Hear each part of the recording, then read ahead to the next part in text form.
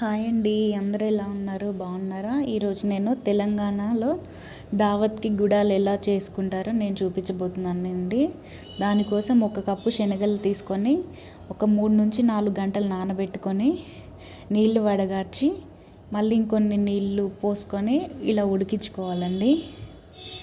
ఇలా ఉడికించిన వాటిని పక్కన పెట్టుకొని ప్యాన్ తీసుకొని కొంచెం ఆయిల్ వేసుకొని కొంచెం జీలకర్ర, ఒక ఉల్లిగడ్డ, 2 పచ్చిమిర్చి, కొంచెం కరివేపాకు వేసుకొని బాగా వేపుకోవాలండి.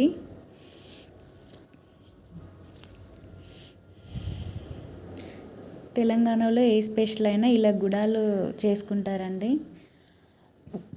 మంచి స్నాక్ అండి ఇది. శనగలు కూడా ఒంటికి చాలా మంచిది. కొంచెం పసుపు వేసుకొని బాగా వేపుకున్న తర్వాత రుచికి సరిపడా ఉప్పు వేసుకొని బాగా కలుపుకోవాలండి. అలా అలా కలుపుకున్న తర్వాత మనం ఉడికించుకొని పక్కన పెట్టుకున్న శనగలు తీసి కలుపుకోవాలి. బాగా 2-3 మినిట్స్ నూనెలో ఇలా వేపుకోవాలండి, మీడియం ఫ్లేమ్ పైన.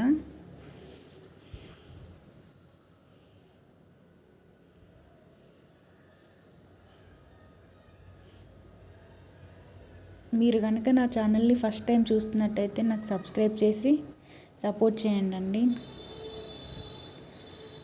ఇలా బాగా వేపుకున్న తర్వాత కొంచెం కొత్తిమీర వేసుకోవాలండి. కొత్తిమీర వేసిన తర్వాత 2 నిమిషాలు మీడియం ఫ్లేమ్ మీద పెట్టి బాగా కలుపుకోవాలి.